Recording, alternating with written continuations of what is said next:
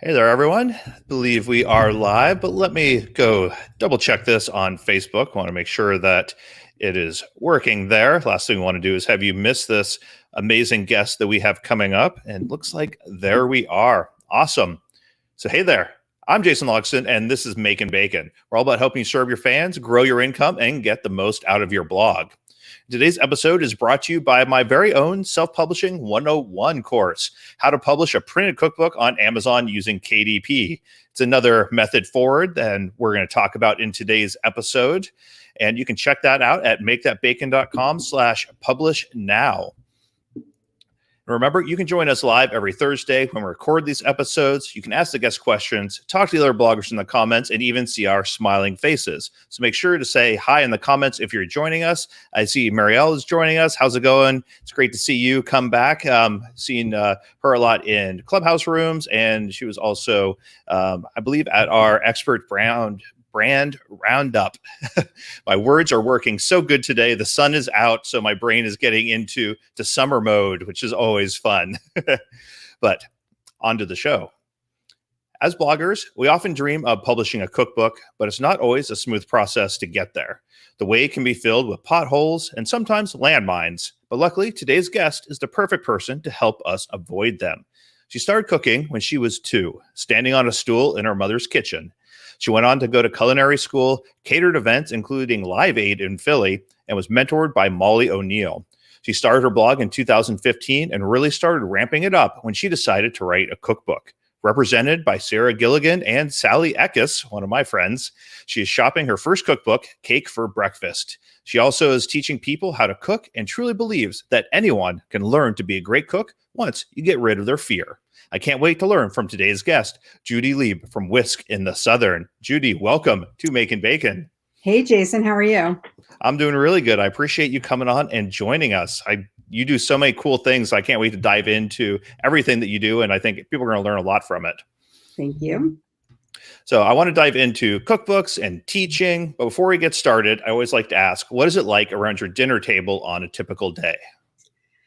Well, believe it or not, I married a steak and potatoes kind of guy, and I have picky eater kids. So it's kind of frustrating for me, but they always end up with delicious meals. I kind of go back to MFK Fisher. I don't remember which of the volumes. She wrote that steak and potato people generally grow up to be axe murderers. So, yeah. So you decided to marry one? Yeah, exactly. But yeah, I mean, I try to keep it fresh. It's really hard. You know, I had 2 kids. They're 20 and 21 now. Only one's living at home. So you try to keep it fresh, try to keep it interesting, try to keep myself engaged as well. What's your favorite meat and potato recipe then that you kind of sneak in something that they still enjoy but is a little bit for you? Well, my husband loves skirt steak, and skirt steak for me is like a great canvas, right? So you can grill the skirt steak and just about put any sauce on it, and everybody seems to be happy. So that's kind of a good one for us.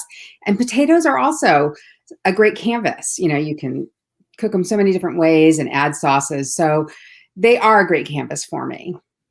I'm glad you still get to stretch your muscles a little bit. Exactly. So you helped cater Live Aid. What was that like? It was truly amazing. I went to the restaurant school in Philadelphia, which is now part of Walnut College. It was absorbed in after I left. I graduated in the 80s.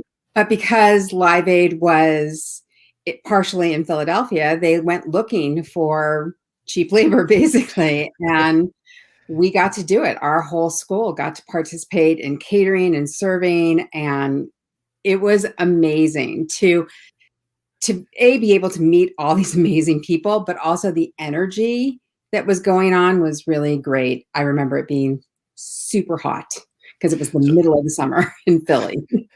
So for those of us that are, not us, for those of my listeners that are younger than us and don't know what Live Aid is, can you explain a little bit about it? Because it's a huge deal. Yeah, Live Aid was done, I think that was the summer of 85.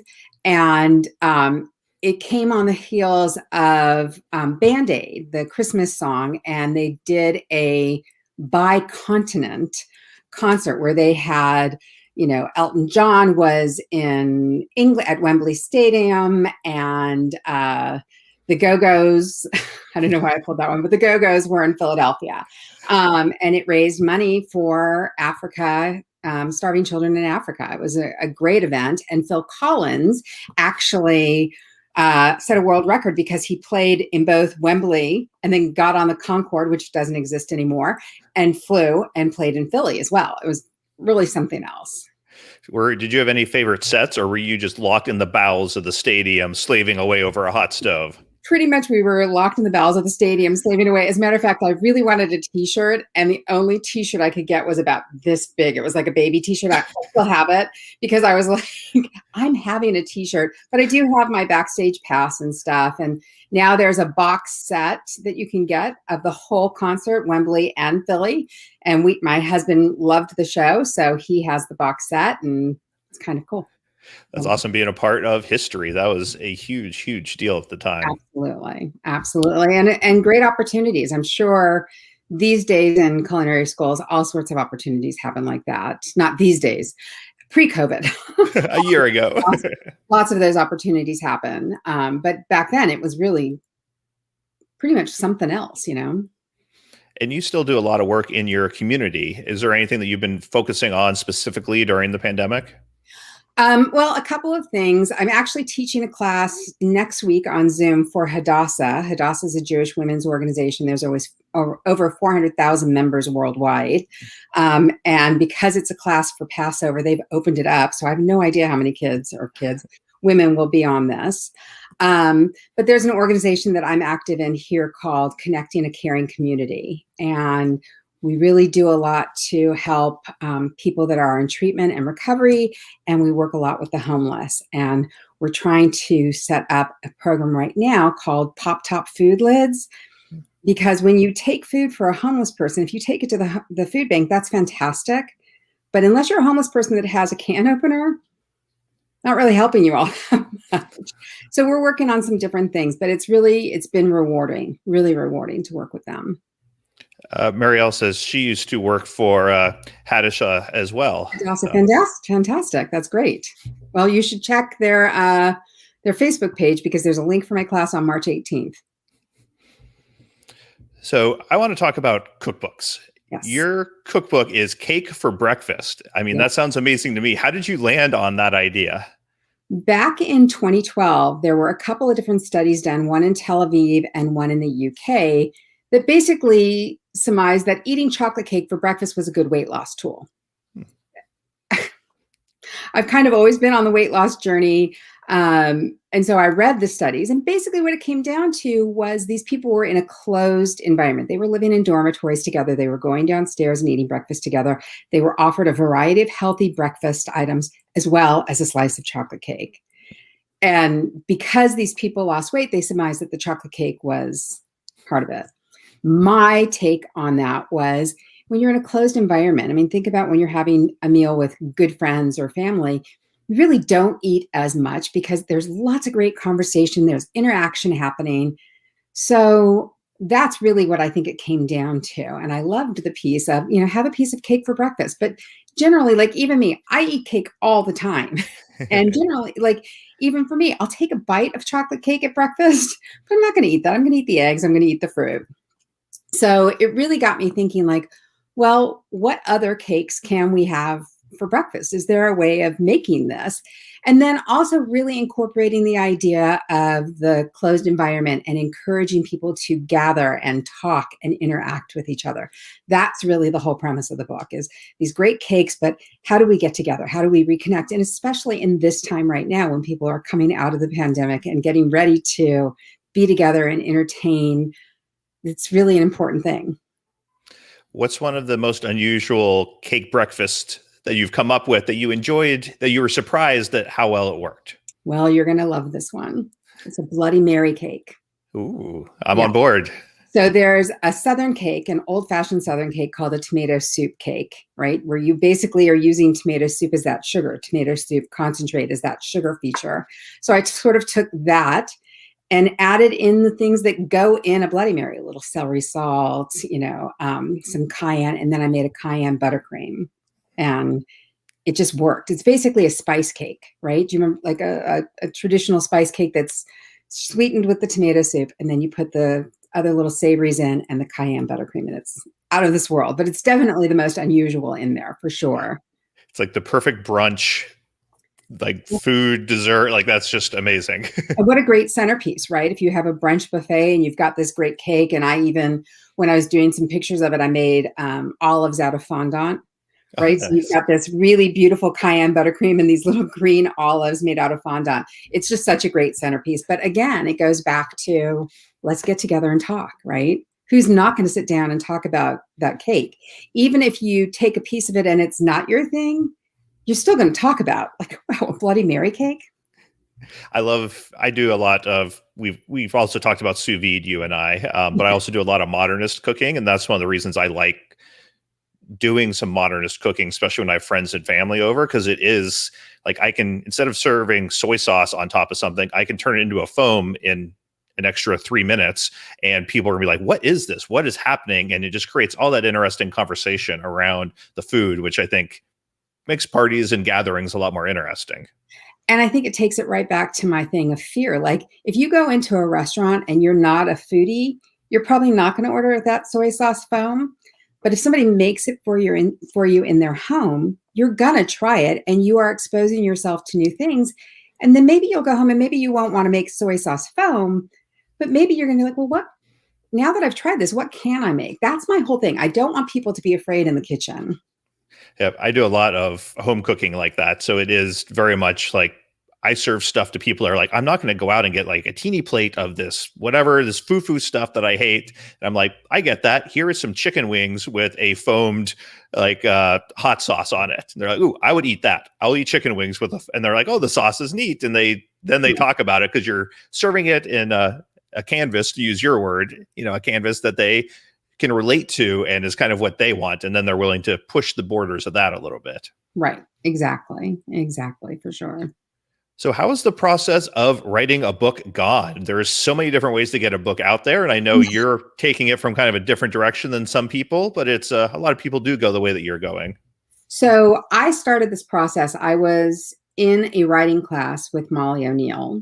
And believe it or not, I really didn't know who Molly O'Neill was because we kind of came up parallel times, and I went one way and she went the other, right? So I was in this writing class with her, and we had great exercises and we're doing really well. And at the end of the course, she said, what are you going to do now? Invited me into her master class, and I wrote a recipe, article about cake for breakfast. And she said, you've got to do that book. But because I had Molly in my corner, I basically have written the book before I went looking for an agent and a publisher. So that for sure is different, because most people have a thought and then go look for an agent or a publisher or self-publish and then write the book, right? I wrote the book and then started the search. Molly O'Neill is great. I met her. I didn't really know too much about who she was, but I met her at a food event in, I want to say it was New Britain, Connecticut, probably 10 years ago now. She was very gracious and very knowledgeable. It was great talking to her.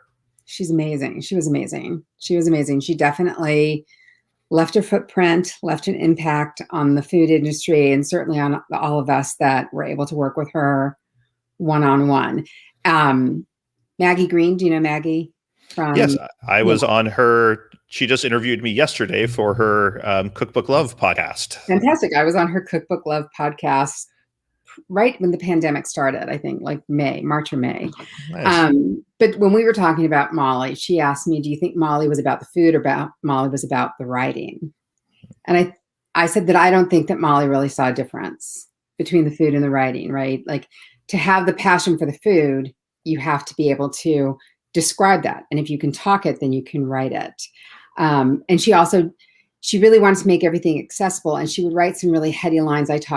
She wrote a line about asparagus and how it was like an army marching through the dirt because the way it would poke up when it was actually growing. And it was a really heady line and something that probably people outside the food industry would be like, what?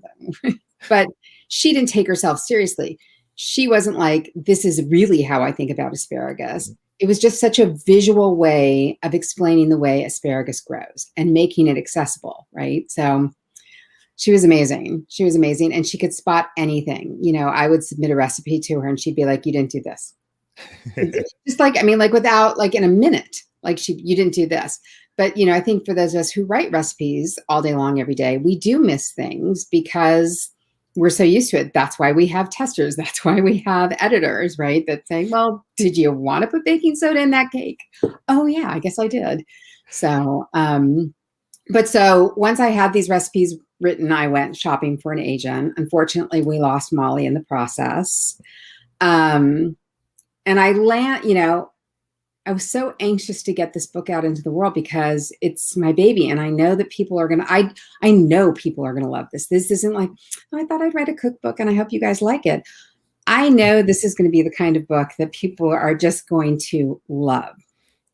So I signed up with the first agent that gave me an opportunity, not knowing anything about how an agent works and how this process works. And I basically spent a year not really getting anywhere. And then I got really lucky because I signed up. You know, I love Facebook. Facebook and Clubhouse now introduced me to you, but so many opportunities come across your feed. And I signed up for a class that Sally was doing on how to write a cookbook. And I took the class, and then I signed up with Sarah, who was doing a media class, and just one thing led to another. And we worked together in other ways for about 6 months before I said, are you guys interested in this book? And we sort of have forged a really great relationship, and I'm really excited. It feels very different than my first experience. But what I learned about this is tenacity when you're writing a cookbook is the most important thing you can have. You have to believe in your baby. You have to be willing to, you know, go the distance. I started this process almost 4 years ago, you know, and I'm hanging in there because I believe in it. So I think that's the most important thing. There are so many different times during writing a cookbook that it's like either trying to find an agent, trying to find a publisher, trying to write down your 70th recipe for the book. And you're like, more cake for breakfast. Okay, what other combination can I do? You know, that it is so, there's so many times that like you have to have that desire to go on and continue through with what you're doing, because there are a lot of parts that are fun, but there are parts that are just, you have to hang in there and push through until you get there. Right. Absolutely. Absolutely. Go ahead. And I'm glad to hear that Sally's great to work with too. She's one of my favorite people. I've known her for 6 or 7 years now, and she's helped me on the contractual side every once in a while, but I love talking to her about publishing because she knows more about the cookbook publishing process than I think anyone else out there, and is always so generous with her time and her knowledge. Right. Right. And I think that's true. And she's who actually invited me onto Clubhouse. And one of the things I love about Clubhouse, like yesterday, I don't know if you were in this one, because I know you and I are on a lot. I like it because I can turn it on and just put it next to me while I'm working and listen and kind of tune into something and go, oh, okay, and then contribute to that. But she's in it too, right? So she's hearing ideas. And last night I got an email, hey, heard you say this. Let's brainstorm that. I think that's a great idea. So there's a lot of involvement, and that's great about Clubhouse because you don't need to be trying to track down your agent, constantly being on the phone, sending emails. Like there's this invisible interaction that's happening. Yeah, a lot of food bloggers are finally starting to get on Clubhouse now, and I think it's a lot of them will look at it as social media, like Instagram. Like, how do I get in front of my fans? And I think we're still figuring out how you can get in front of the people that follow you as a blogger. But I think the true value right now is expanding your network and building those connections, whether that's with other bloggers, with people in the industry, with brands that are looking for bloggers to work with. There's so much exchange of ideas and information out there that I think it's worth exploring for a lot of bloggers. And if anyone's around, it's like most things that anyone can do whatever they want. It's hit and miss what you're getting into. I highly recommend every Friday at noon, Megan Porta does a She moderates one, and I help her with that when I can. Kathy Hester and I do one on Friday afternoons. So that's 2 to check out. Which ones have you found that are also pretty good, Judi? Well, one of the things I'm really loving is Food and Beverage Mag is just open all the time. There's always something going on and you can wander in there. That was one of the places I wandered in yesterday. And I just finished typing up a chef bio and a simple recipe to submit for their April magazine because she was like, I'm looking for content. That's the hardest thing. Like as a blogger, like when you're a beginning blogger, translating that into a wider world, a broader world, and then monetization, right? Because if you start as a food blogger, and like one of the reasons Molly O'Neill didn't want to teach a food blogging 101 class when she started it was because she's like, everybody with a phone is suddenly a food blogger, right? Mm-hmm. But if you really want to do it, there's a lot of, and the same thing with Cookbook, there's a lot of rejection and you have to just keep plugging away and plugging away and plugging away. And is a little bio and a quick recipe at F&B magazine gonna like springboard me into something? Probably not, but it's getting me a lot more exposure. It's showing myself, my agent, and people in the industry that I'm willing to put myself out there and do things. So, and I think that's a really great thing about Clubhouse as well, because you hear it, you can respond to it. If you don't respond to it, nobody's judging you, right? Oh, okay, she's looking for things. I'm not doing that, but you know what I mean? So I think it's great. Yeah, I think we often underappreciate how much benefit we can get out of networking as bloggers. It's something I didn't do almost at all for the first 5 or 6 years I was blogging. And I feel like that is wasted time that I have expanded so much more in the last 5 years since I really started doing it. And some of it's doing collaborative work with other bloggers. Some of it's meeting other people in the industry that are interested in doing cool things. And it's so much easier to find someone else that you get along with in your niche and say like, hey, you want to put together like a hands-on cooking class that we can do together? Like that's easier than you figuring it all out by yourself every time. Well, and this has given me the I mean, I'm not exactly a shrinking flower. I've never been really shy, but you know, I heard you, never met you before, heard you, and I sent you an email. Hey, I still really want to learn how to do sous vide. But then the same thing this morning, Ellen Canner with the Soulful Vegan put out a tweet that she was making pulled jackfruit instead of pulled pork. And what do you like on it? And I responded to it. I said, but you know what? I've never cooked jackfruit. Let's do an Instagram live, 2 rooms, teach me.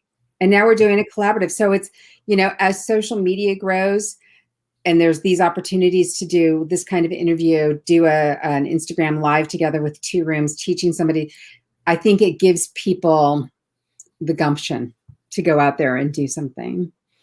And that's one thing that you're big about too, like especially in the kitchen, is moving past your fear. I think that's a huge thing that holds bloggers back as well from pursuing different avenues, is a fear of public speaking, of being on video, of doing new things. And these are all skills. And that's something I always try to stress, is that people talk to me about why I'm like very good at public speaking and at interviewing people. And it's like, well, because I've put in time and energy to do it. Just like, you know, my friend Lori Rice puts in time and energy for photography. Like that's why her photos are so good. She didn't just wake up and be an amazing photographer. She's honed that skill over time.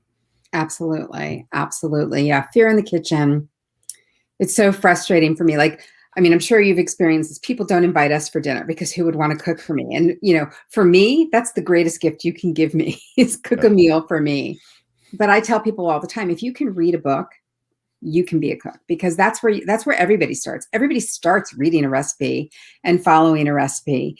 And then you kind of get into, well, what would it taste like if I did this, right? And then you start practice. And I think that's, you know, what it's all about.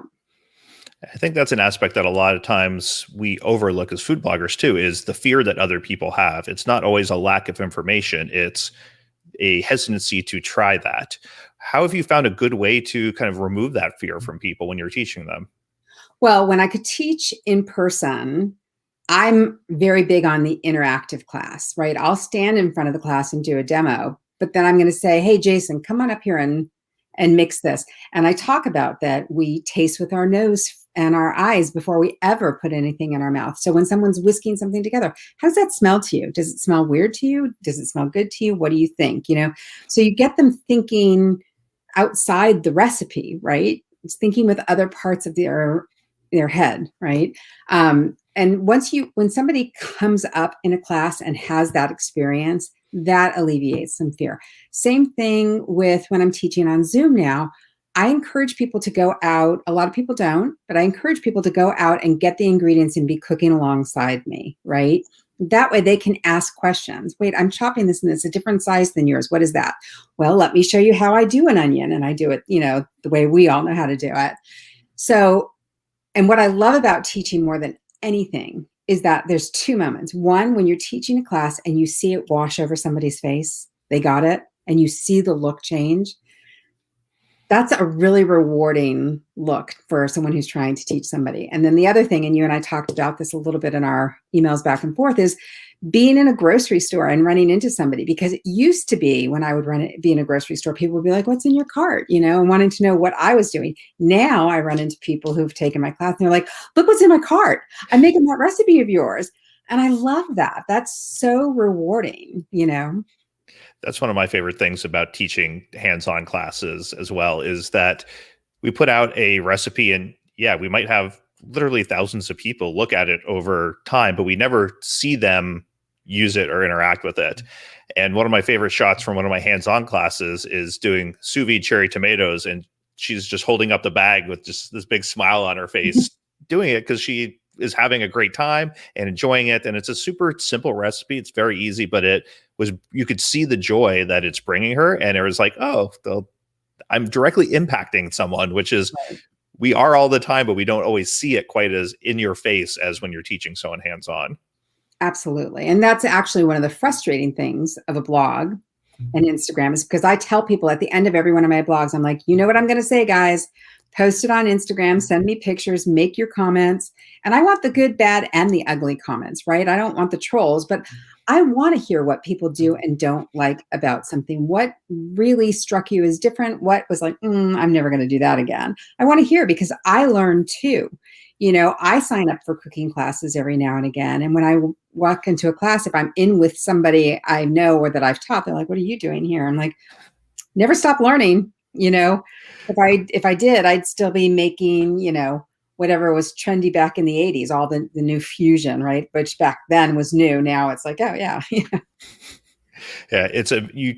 You never know everything there is to know about any subject, but food is so apparent that there is just so many things out there and so many techniques and so much refinement that you can learn stuff from everyone. And it's great, I think, putting yourself back in that beginner mode, because it's a great reminder. I went to a CREA, which is, they consult with Michelin star restaurants on sous vide. They're the other half of Cuisine Solutions that does Starbucks egg bites. They do all 200,000 eggs a day or whatever. Wow.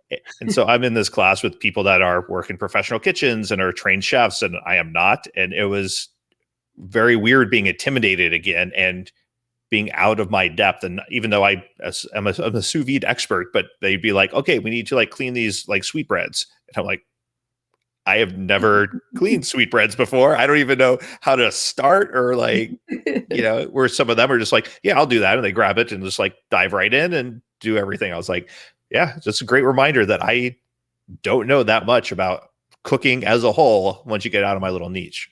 Well, and we talked about sous vide, on Prime Day, I ordered a sous vide and got it home and looked at it and turned it. And I ended up sending it back. So I am going to go and take some of Lisa's YouTube classes, but I would like to do a little one-on-one with you to figure out how to really utilize that.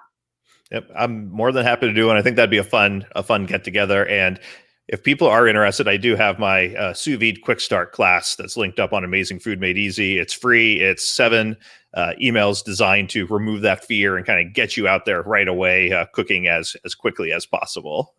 Fantastic. Because people who love sous vide really love sous vide. And my cousin has a boat, and she's in Georgia. The boat's in the British Virgin Islands. And what she does when they go down is she spends a week just sous videing everything.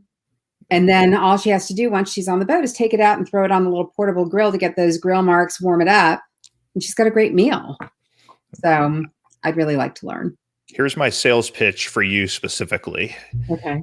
In my opinion, the biggest benefit to using sous vide is that it eliminates any worries you have about not cooking your food right, which is a lot of what you are about. And it's Scott Heimendinger did our keynote at our first in-person conference. He's the Seattle food geek, worked at Modernist Cuisine with some of their books, now runs, I think he's director of innovation at Innova.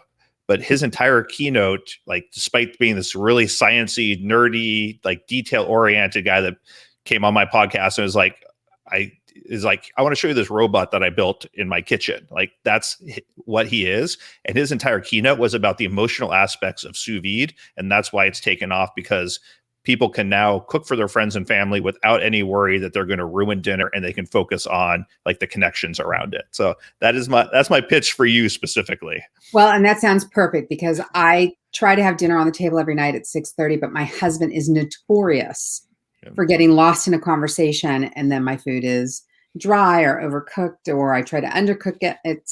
So sous vide sounds perfect for me. We're going to go there for sure. So I did not invite Judi on just to pitch sous vide the entire time, but we were talking about it. So. For sure. So back to writing books a little bit. What is the part of that you've enjoyed most? I think the part that I've really enjoyed the most, and that I love in general, is the recipe development. Like, especially since it's so specific, cake for breakfast. I can look at a breakfast food and go, how can I make that a cake? Or I can look at a cake and go, well, how can I make that breakfast food? So there's really no limits. I made a Lucky Charms cake, which in the book will be called Rachel's Lucky Cake, because I can't say Lucky Charms cake. But really fun, like kind of getting into how do I recreate that marshmallowy flavor in the cake, right? So I ended up with like a strawberry meringue, like a loose Swiss meringue in the middle, like a layer there, and took the oatmeal bits and pulverized them and used that in my flour. So you've got that oaty flavor, but that weird cereal sugary flavor. Was really fun to create. I know cereal milk is very big now and everybody knows how to do it, but before it was everywhere, when it was just at Milk Bar, figuring out how to make that frosting. And, that's like a childhood dream come true. Here, try this cereal milk. How does that taste? So that's what I've really loved. And I've loved writing the head notes. Molly really taught me to enjoy the head notes, because the head notes is just like what we're doing here. I'm talking to you about why you're going to love this cake, why you should make this cake. And I really hope that when the book gets published, that's really what my readers get, that they read. I'm sure you, like me, I read, these are all cookbooks back here. And I read cookbooks like they're novels. Like, I sit in bed at night and I'm reading. My husband's like, what are you reading? I'm like, The Joy of Cooking, the newest volume. The Joy of Cooking, 1943. Dory Greenspan's cookies. But I hope that people will get that part of my book as well. I hope they'll feel like they're sitting down with me as they invite their own family and friends as well. I think that's one of the things that can really make a lot of cookbooks stand out, is that the emotional, personal touch that is in head notes. When people care about them, they are more of a story or more of a poetry in some cases, this short little message directly to the reader. Right, exactly. And you can tell the difference between a book that was written as, here's a cookbook, and here's a book I loved writing, right? Because if they say, this is an asparagus tart, it's made with puff pastry and goat cheese, and you bake it off, as opposed to, I made this goat cheese tart with asparagus that I grew in my own garden. My family loved it. My daughter played with puff pastry for the first time. And all of a sudden they're in the kitchen with me, And I think that's important. It's one thing that I tell my students about self-publishing, is that you need to know what you're trying to accomplish, what type of book you're trying to put out there. And I've had books that are very technical, and that was my goal, was to teach them about sous vide, and I was trying to transmit knowledge. And there's other books out there that are stories, and some of them that don't even have many recipes, and it is all about the story. And you need to be clear about what you're trying to accomplish going into it, because then you can make those trade-offs to make sure you are accomplishing the end result. Right. And I think that's true in self-publishing as well as traditional publishing and even hybrid, right? You have to know what your story is, because while I haven't sat down with a publisher yet, I imagine being able to say, this is my vision, this is my voice, is going to be pretty important, because even when you're self-publishing, it is. I did a cookbook for an organization here. A friend of mine and I edited it together. Women submitted their recipes and they had to write their own head notes. And a lot of people got stuck. And then you would go back and be like, okay, well, let's talk about this.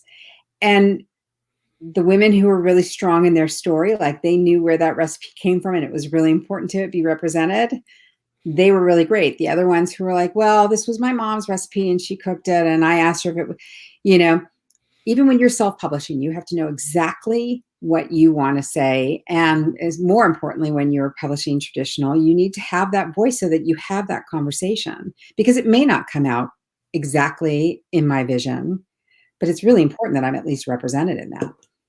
Yeah, and knowing what's important to you, especially in traditional publishing, when the publisher is going to have their own opinions, knowing what's important to you helps inform you about what should you push back on or what should you let go. I had a friend that did a book, and she was not going to do a cookbook unless it was also for her photography, because in her mind, the photography is one of the highlights of the book, and it is transmitting information. Where for me, it's like, if you get someone else to do photos, it'll probably be better than my photography looks like. So it's probably a win-win for everyone. But I had other things that I felt strongly about. And so knowing what that is and where you need to push back is, I think, critical. And I think, like you were talking about Amazon KDP, which, when I was thinking about going the self-publishing route, I looked, and that's definitely a course you need to take.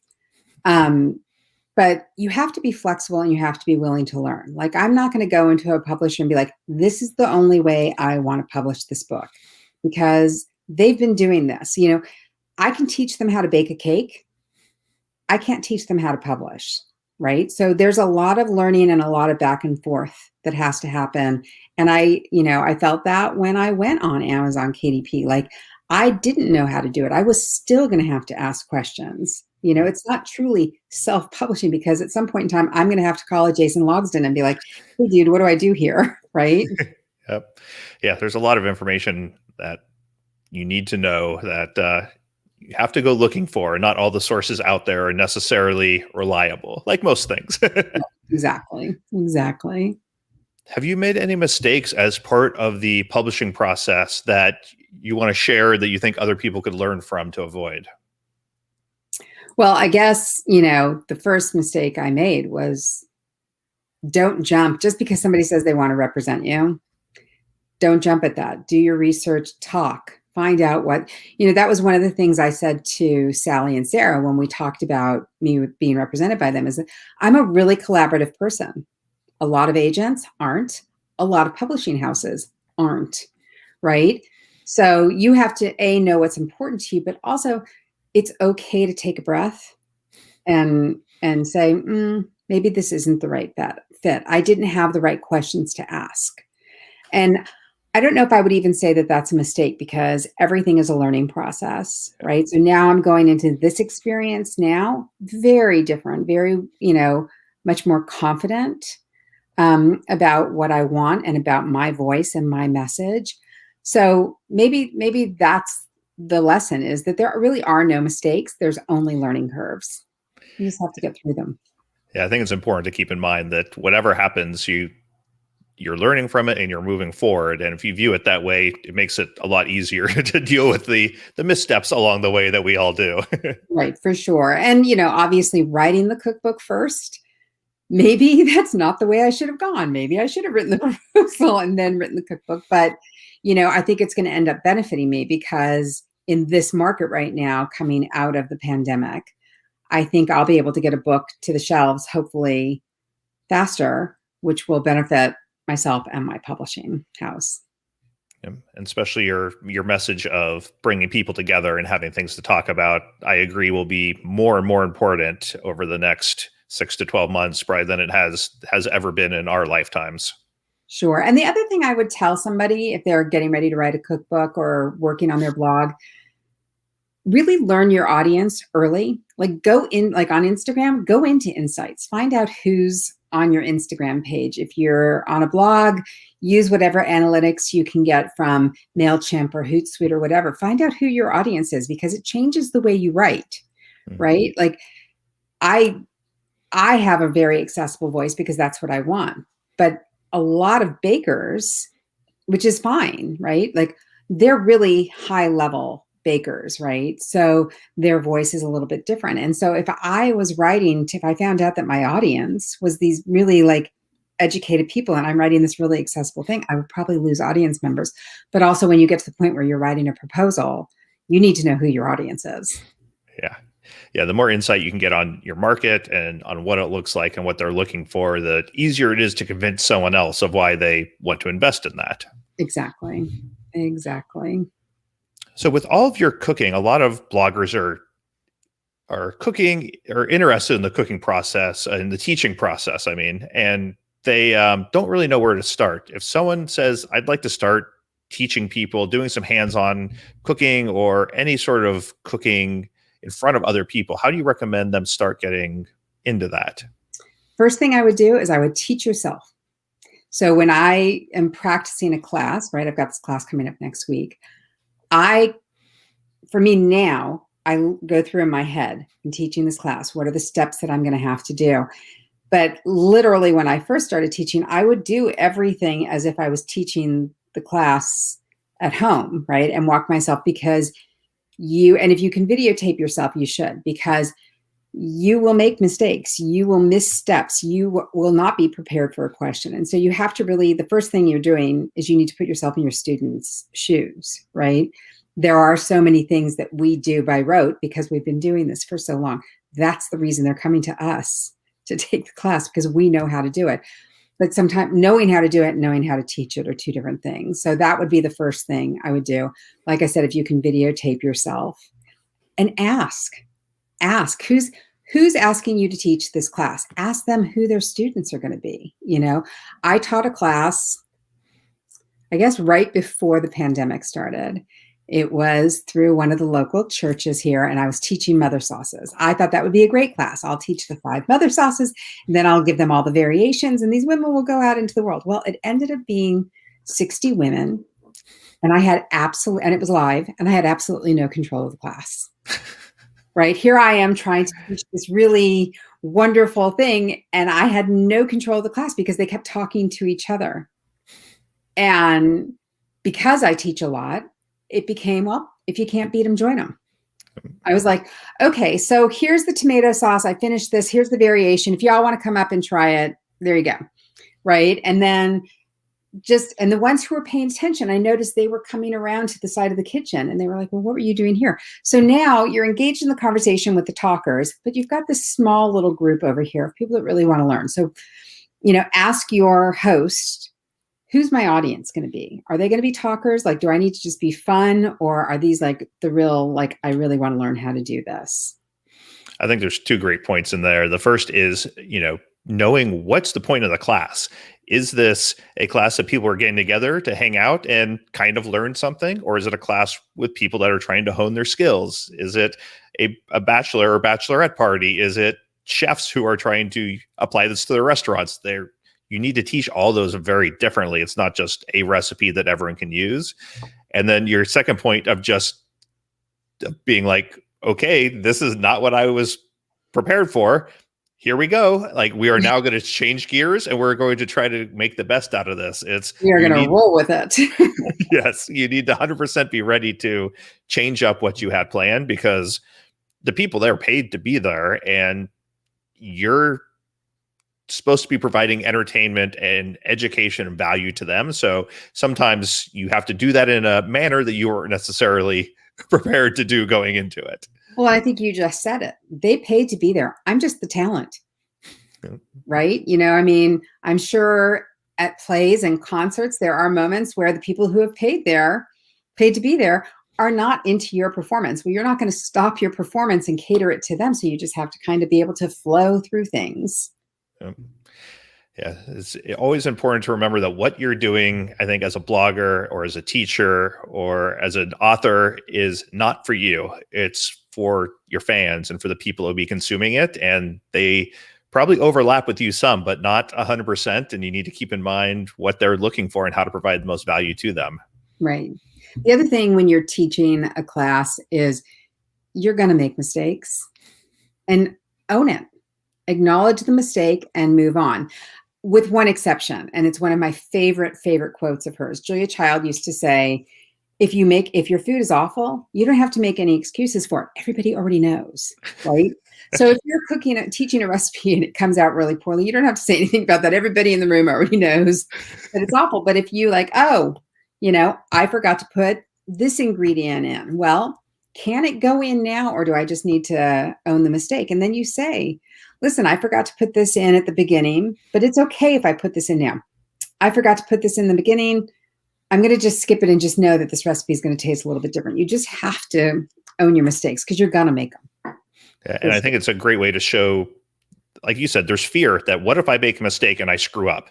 Right. Well, this is how you fix that. Like, you're eliminating those fears. You're making it easier for them to feel comfortable in the kitchen, because there are things that I have done, and I'm sure you've done, that you can't recover from necessarily. Like when I was browning the top of the marshmallows for our sweet potato casserole and lit them on fire, those marshmallows were gone. They were not coming back. They were no longer a part of the meal. But most of the things you can recover from gracefully, and teaching people that, I think, is very, very valuable. Right, exactly. But now, even with the marshmallow, you can just holler out, hey, who likes their marshmallows burned? I know some of you do. My wife still jokes that I opened up the oven and flame came out, and she was sitting down the hallway, and I just looked over at her and then just closed the oven and looked away. She was like, I don't know what's going on in the kitchen, but I'm glad I'm not in there right now. You don't need to know, dear. Yep. That's her main takeaway is it'll come out and taste good. That's all that matters. Exactly. I do love that. I love when I know that I've really made a mistake on something in the kitchen, but I put it on the table and I know that it's going to taste good anyways. And you're just kind of like, yeah, that's exactly how I intended that to be. I meant that all along. For sure. Well, if people want more from Judi, you can head to whiskinthesouthern.com or find her on social at whiskinthesouthern. Thank you so much for coming on, Judi. I learned a lot. It was great talking about the different journey that you've gone through from a publishing and teaching standpoint. I think it's filled with great information, and I really appreciate you taking time to share it with all of us. Well, thank you. I've had a lot of fun, and we are definitely going to get together and do some sous vide. Yes, sure.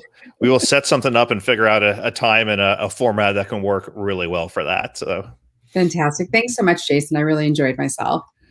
I had a great time too. And I appreciate, just coming on and sharing information. And I appreciate the people in the comments that were saying hi and asking a few questions. Remember, we record these live every Thursday. You can ask the guests questions, talk to the other bloggers in the comments, and even see our smiling faces. And you can see that at makethatbacon.com/live or search Makin Bacon on your favorite podcast platform. Until next time, I'm Jason Logsdon. See you next Thursday.